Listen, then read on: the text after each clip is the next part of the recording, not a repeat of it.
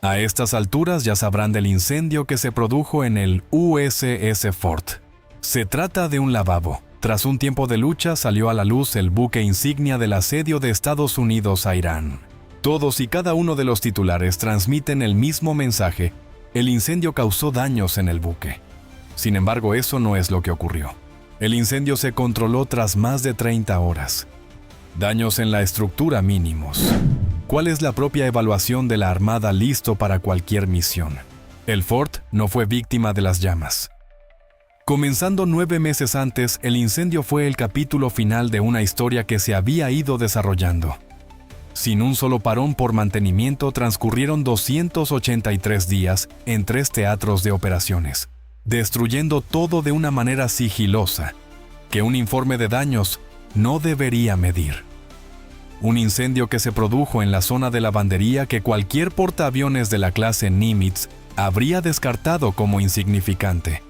Resultó ser la grieta que demostró que el libro ya estaba escrito. No hay debate sobre la causa del incendio en el Ford. En la operación naval más significativa que ha tenido lugar desde 1944. La pregunta que hay que responder es por qué un incendio que se limitó a una lavandería fue suficiente para eliminar 1/3 de la geometría de asedio de Estados Unidos.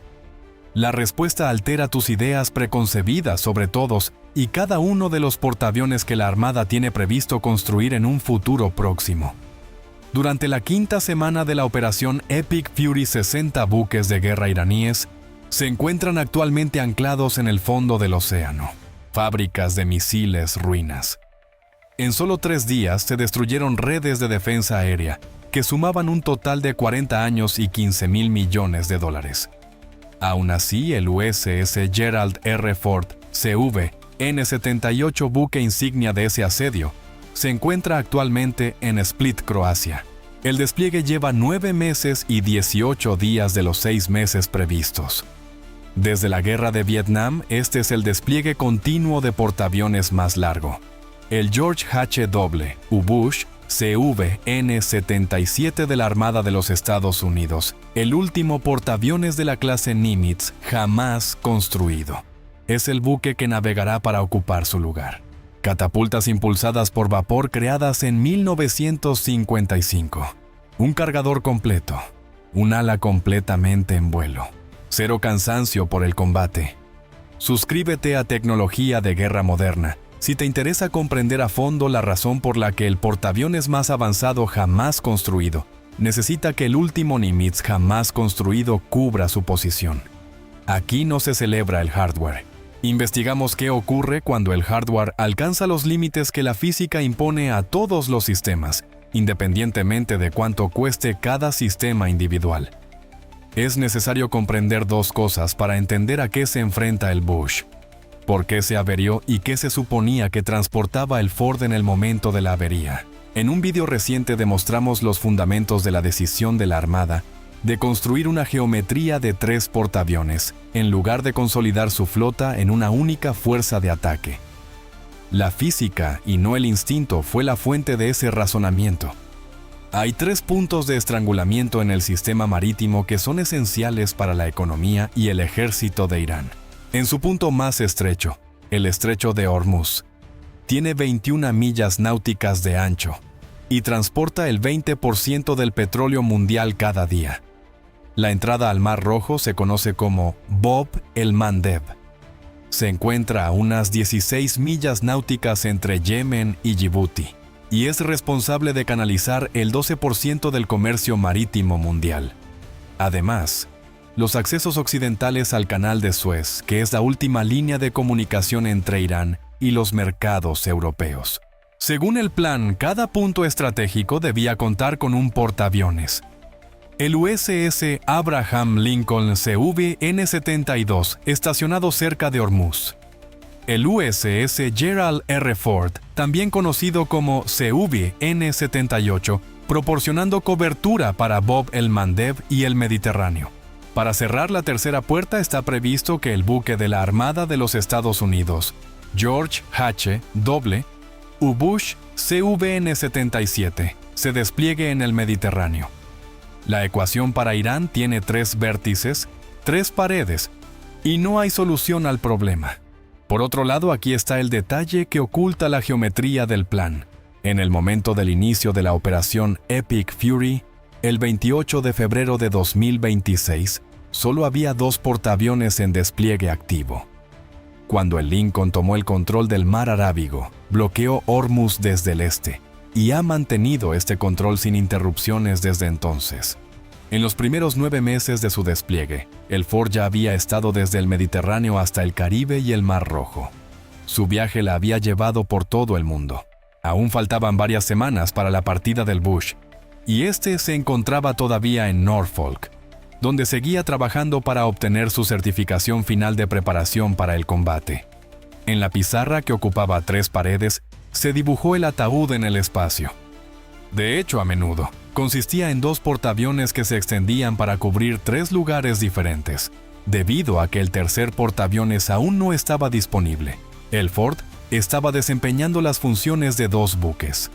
Primero patrulló el mar Mediterráneo, luego se trasladó al mar Caribe y por último atravesó el canal de Suez para tomar posiciones en el estrecho de Bab el-Mandeb. Para garantizar que la geometría fuera inquebrantable, se construyó. Nunca se terminó del todo. Además, durante el 9º mes, el portaaviones que había estado cubriendo 2 posiciones sufrió una avería antes de que pudiera llegar el portaaviones que debía relevarlo.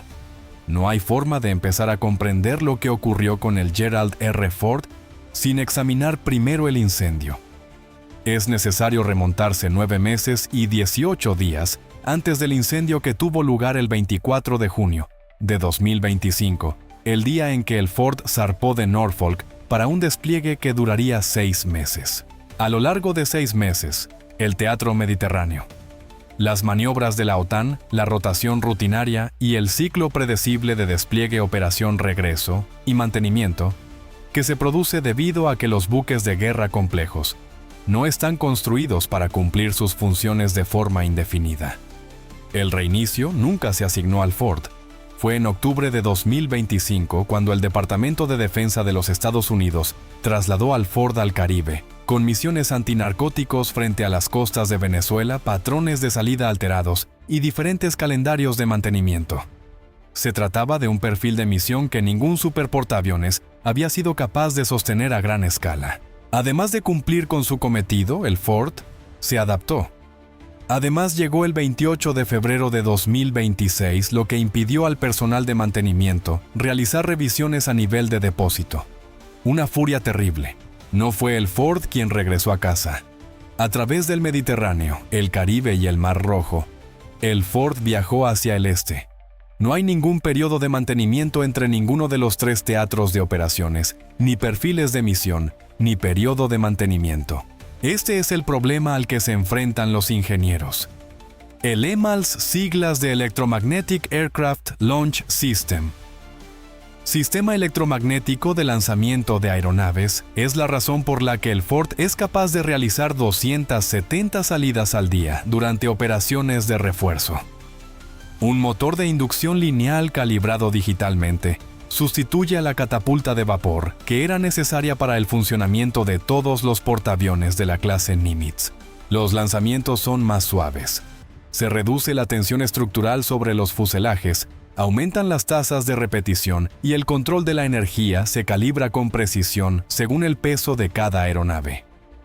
Un salto generacional hacia adelante, evaluado según todos los criterios observables. A pesar de ello, la ficha técnica no tiene en cuenta el coste de este salto.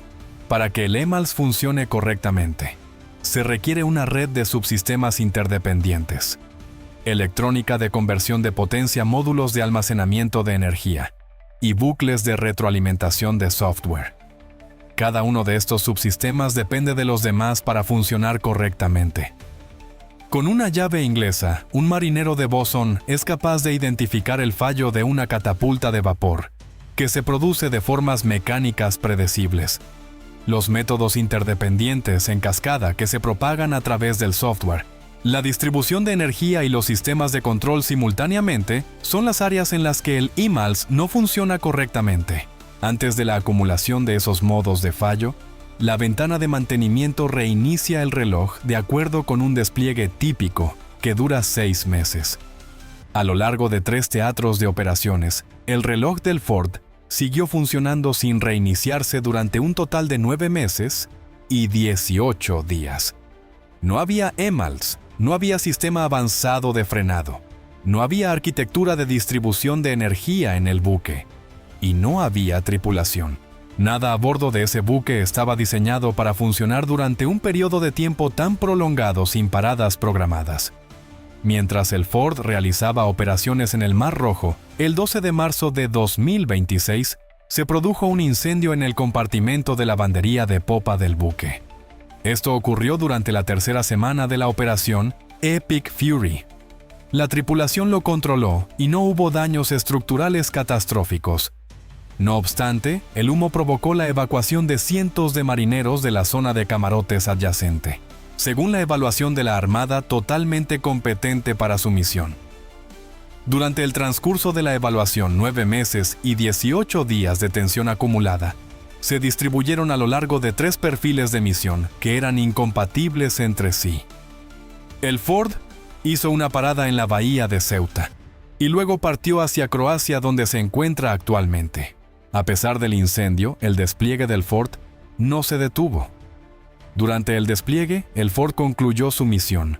No hubo ninguna tecnología concreta responsable de la avería. Ni el EMALS, ni el reactor, ni la arquitectura de potencia se vieron afectados. La causa radicaba en los elementos que rodeaban la tecnología, la tripulación, los sistemas de habitabilidad y el cansancio acumulado de 5,000 personas que fueron empujadas más allá de los límites operativos, algo que todo programa de mantenimiento está diseñado para preservar. Irán no logró derribar el muro que se derrumbó. Se había desgastado desde dentro y el buque que iba a zarpar para cubrir la brecha estaba diseñado para ser el último de su clase. El Bush estaba destinado a ser el último vehículo de una serie, el CV-N-77. El 10º y último superportaaviones de la clase Nimitz, que entró en servicio en 2009, no era un prototipo, sino más bien la versión más mejorada de una plataforma cuya fiabilidad se había demostrado a lo largo de 50 años y 9 cascos anteriores. El plan implementado por la Armada era sencillo. El Ford es la encarnación del futuro. El Bush es la encarnación del legado. Un paso atrás, legados. Por otro lado, el Ford se encuentra actualmente en una situación complicada y los legados no se desmoronan en el 9º mes. Durante los años 2024 y 2025, el Bush estuvo estacionado en Norfolk, donde realizó mantenimiento rutinario, actualizaciones de sistemas y ciclos de certificación. Antes de que se revelara la difícil situación del Ford, este había completado con éxito su última calificación de preparación para el combate. No había sido enviado a Venezuela ni había sido capaz de mantener 3 perfiles de misión sin tomarse ningún descanso durante un periodo de 9 meses. El hecho de que esté fresco no es un lujo, está fresco. Es un activo de valor estratégico. Esto es lo que el Bush aporta. La 7ª ala aérea de portaaviones está equipada con una dotación completa de F-A-18 Super Hornets, un avión de ataque electrónico EA-18G Growler y 3 destructores escolta de la clase Arleigh Burke. Cada celda de lanzamiento vertical estaba cargada y cada almacén estaba completamente lleno. Las tripulaciones que se han entrenado siguiendo un calendario que no condensa 9 meses en un único periodo ininterrumpido y que han dormido en sus propias literas se consideran tripulaciones en formación. Lo que la administración Bush no aporta son correos electrónicos ni la capacidad de realizar 270 salidas al día. El Bush despliega aviones propulsados por vapor, completando 120 salidas continuas cada día. En 1955, una tecnología que era pesada, ruidosa y requería mucho mantenimiento. Además, no ha dado lugar a ningún fallo sistémico que haya provocado la retirada de un portaaviones de la clase Nimitz de un lugar de acción desplegado. No hay 0 en un buen año. Más bien hay 0 durante toda la duración operativa de la clase. Durante 50 años, los cascos han estado operando con este sistema concreto mientras se sometían a este tipo de exigencia constante. El Bush llegó a un acuerdo para eliminar el techo. A cambio se le permitió conservar el suelo. Y en este preciso momento, el suelo es lo que la geometría requiere en un astillero de Croacia donde se encuentra actualmente el techo. A raíz del incendio del Ford, el buque de guerra estadounidense George H.W. Bush zarpó de Norfolk el 31 de marzo de 2026 para participar en una operación de respuesta de emergencia más que en una misión de rescate. Varios meses antes del incendio que se declaró en el compartimento de lavandería del Ford, el despliegue del Bush ya había sido planificado, certificado y cargado. En todas y cada una de las ocasiones, el Bush viajaría al Mediterráneo. Desde el principio, ese vértice concreto le fue asignado dentro de la geometría de los 3 portaaviones. En este punto, la cuestión es la siguiente. Para cuando el Bush zarpó el portaaviones que se había encargado de construir la formación que ella debía completar, ya se había perdido. Sigamos el hilo de los acontecimientos. A principios de marzo, el Ford se trasladó desde el mar Mediterráneo, a través del canal de Suez, hasta el Mar Rojo, con el fin de mantener el control sobre Bab el-Mandeb, el estrecho entre Yemen y Djibouti, que controla el 12% del tráfico marítimo mundial. Durante el transcurso de la operación Epic Fury, la crisis hutí se desencadenó simultáneamente con la situación de Irán, lo que la llevó a reubicarse. El flanco sur de Israel requería un escudo de portaaviones porque era vulnerable a los drones desplegados desde Yemen y a los misiles balísticos lanzados por los hutíes. Para proteger Bab el-Mandeb, el Ford proporcionó ese escudo. Debido a que el Bush aún no había llegado para tomar el control del Mediterráneo, el Ford se movió. Debido a la geometría, el Ford cubría 2 vértices, pero solo se desplegaron 2 portaaviones. Esto se debió a que la geometría requería 3 portaaviones. Fue entonces cuando el Ford se rompió al esforzarse por cubrir posiciones diseñadas para 2 buques separados. El puesto que siempre le ha sido asignado será el que ocupará cuando el Bush llegue al Mediterráneo Oriental. El estrecho de Hormuz está bajo el control del Lincoln. En el Mediterráneo, el Bush tiene el control. Hay 2 de los 3 vértices del mapa que están cubiertos. No habrá ningún portaaviones disponible para Bab el-Mandeb. Calcule los resultados. En un radio de aproximadamente 500 millas náuticas, un grupo de ataque de portaaviones es capaz de proyectar una disuasión efectiva. La distancia desde el Mediterráneo Oriental hasta Bab el-Mandeb es de aproximadamente 1.800 millas náuticas, lo que equivale a 3 veces y media el radio del globo terráqueo. Bush es incapaz de proyectar simultáneamente una presencia significativa en Bab el-Mandeb, mientras participa en actividades en el Mediterráneo. La distancia entre ellos es de 1.800 millas náuticas, y solo hay un barco y 2 posiciones. Consideremos el momento en este punto. Los hutíes llevaron a cabo sus actividades militares iniciales en la batalla en curso el 28 de marzo de 2026, 3 días antes de que el presidente Bush saliera de Norfolk. Estas operaciones incluyeron el lanzamiento de misiles balísticos y drones armados dirigidos contra Israel. Durante esa misma semana, el Ford dejó de participar en Bab el-Mandeb. Mientras el Ford mantuvo su posición, los hutíes optaron por la moderación. En medio del silencio que se produjo tras la ausencia del Ford del cálculo, pasaron a la acción. La presencia de uno es un elemento disuasorio. Es una invitación a participar. En el vídeo anterior a este dijimos que el ataúd tendría 3 paredes y ninguna salida, pero nunca se construyó. Para ello era necesario desplegar 3 portaaviones simultáneamente en 3 puntos estratégicos. Nunca ocurrió que los 3 estuvieran en posición al mismo tiempo en la armada. En caso de que el Bush no estuviera preparado, el Ford ocupaba 2 de las plazas. En el momento en que el Bush fue finalmente desplegado, el Ford estaba trabajando en un astillero en Croacia. Desde el inicio de Epic Fury, la configuración ha consistido en 2 portaaviones independientes. En este momento sigue habiendo 2 portaaviones. A pesar de que los hutíes ya están investigando el punto de estrangulamiento, el corredor del 12% que incluye Bab el-Mandeb, el Lincoln en Hormuz y el Bush en el Mediterráneo, sigue abierto. Cuando se superponen estos 3 vectores, surge algo sustancialmente más significativo que un problema de despliegue. En cuanto a la cuestión del Nimitz, ¿cómo se puede garantizar que la aviación de portaaviones siga operando a gran velocidad durante toda la duración del despliegue? El dilema que plantea el Ford es, ¿cómo se redefine lo que significa tener un ritmo elevado? El techo debería elevarse a un nivel tan alto que el portaaviones se convierta en el nodo dominante de una cadena de muerte, con la que ningún adversario pueda competir. Cuando se plantearon ambas preguntas, se obtuvieron respuestas de ingeniería legítimas. En teoría, ninguna es incorrecta. La eliminación de la teoría es el resultado del combate. Mediante el uso de sistemas mecánicos, el Nimitz es capaz de absorber 9 meses de demanda continua. Fallos de sistema que se han producido de forma predecible y resoluble a lo largo del último medio siglo. El Ford logra esto mediante la utilización de sistemas electrónicos cuyos componentes individuales son más fiables que cualquier cosa anterior.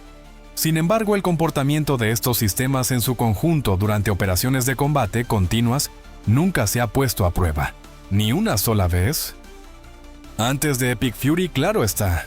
A pesar del incendio, no se ha demostrado que el Ford sea poco fiable. Resultó ser algo más inquietante. Una de las suposiciones incluidas en la tesis de modernización de la Armada nunca ha sido sometida a pruebas de estrés. Se basa en la premisa de que la complejidad digital puede sustituir a la conveniencia mecánica. El buque en su conjunto será más fiable bajo una demanda sostenida si tiene menos piezas móviles, pero un número significativamente mayor de subsistemas que son interdependientes entre sí. Tenga esto en cuenta. Un reloj mecánico incluye 12 engranajes. Si oyes que uno de los engranajes se ha roto, lo arreglarás. Aunque un reloj digital no tiene engranajes, sigue necesitando una pila, una placa de circuitos, un oscilador de cristal y firmware para funcionar. Cuando la pila se agota tras 9 meses, sin cambiarla, el reloj se apaga por completo de inmediato. Cada componente es más fiable que un engranaje, pero todo deja de funcionar automáticamente. No hubo ninguna advertencia, ni se oyó ningún engranaje roto. Es importante señalar que esta es la diferencia entre un fallo mecánico y un fallo sistémico. Por otra parte, la grieta no se produjo en el cuarto de baño durante los 283 días que Ford estuvo en funcionamiento sin que nadie cambiara la batería. La tecnología, el organismo que la rodeaba, la tripulación, la habitabilidad y la miríada de sistemas de apoyo que mantuvieron a 5.000 personas operativas a ritmo de combate durante 283 días, no aguantaron. Bush, por su parte, pasó esos 9 meses en Norfolk, donde se relajó, reparó y certificó su aeronave. Debido a que es superior, no está navegando. Su decisión de navegar se debe a que es libre. Una capacidad que no se mide en ninguna hoja de especificaciones es la disponibilidad que se refiere al estado de estar presente cuando la geometría requiere tu presencia. En este momento, un astillero en Croacia está trabajando en el buque que dejará obsoleta a la Nimitz. Manteniendo la línea, está el buque que fue construido para ser retirado y actualmente está atravesando el Atlántico. La razón de esto no es que el vapor sea superior a los centros comerciales electrónicos. Más bien, la geometría no pregunta qué barco es más capaz. Pregunta qué barco está presente ahora, Sente. Siempre que lo óptimo no está disponible, lo disponible tiene prioridad sobre lo óptimo. Algo que no pudieron descubrir 11.000 salidas de ataque ni 60 acorazados hundidos fue revelado por un incendio que se produjo en una lavandería. Hay una variable que nadie anotó en la pizarra y que se incluye en la ecuación de planificación, que ha sido diseñada con mayor meticulosidad en la historia de la guerra naval. Suscríbete a Tecnología de Guerra Moderna si descubres que el uso de esa variable altera tu forma de pensar sobre lo que mantiene la integridad de una geometría. Mientras tanto, se está construyendo la siguiente ecuación. No se está discutiendo la potencia de fuego, el sigilo, la tasa de salidas o el coste por lanzamiento de avión. Resistencia. Bush se acerca al vértice del Mediterráneo desde la dirección del Océano Atlántico. Hay una fisura en el Ford. El descubrimiento de Bob Elmondepp es un éxito. El Hormuz está en manos del Lincoln. Esto no es un ataúd, más bien es un embudo que perpetúa el asedio. Un total de 2 muros en lugar de 3. Al mismo tiempo, los hutíes ya están poniendo a prueba el silencio a través de la brecha. La mayor tasa de salidas jamás alcanzada desde una cubierta de vuelo, la precisión de lanzamiento digital y una arquitectura de potencia construida para armas que aún no se han concebido, se adquirieron por $13,000 millones. Nada de eso era incorrecto. Sin embargo, la guerra que se está librando actualmente pone a prueba una cuestión diferente. No se trata de lo rápido que se puede empezar, sino de cuánto tiempo se puede permanecer en juego. Y el buque que da respuesta a esa pregunta es el último que se construyó en el pasado. Sigue funcionando con vapor desde 1955 y mantiene una geometría que el buque que se construirá en el futuro ayudó a construir pero que fue incapaz de mantener. Se realizará una reparación al Ford. La geometría volverá a cerrarse en algún momento. Esta es la pregunta que hay que responder, y es la pregunta que el próximo presupuesto de construcción naval debe responder con honestidad. Consideremos la cantidad de autonomía que se sacrifica al diseñar un acorazado con el objetivo de alcanzar la máxima capacidad. En un mundo en el que la estrategia estadounidense exige que los portaaviones mantengan operaciones en regiones que varían, perfiles de misión que cambian y plazos que nadie puede prever, la pregunta que surge es si el buque que hace más es de hecho la respuesta correcta, o si el buque que dura más es la respuesta correcta.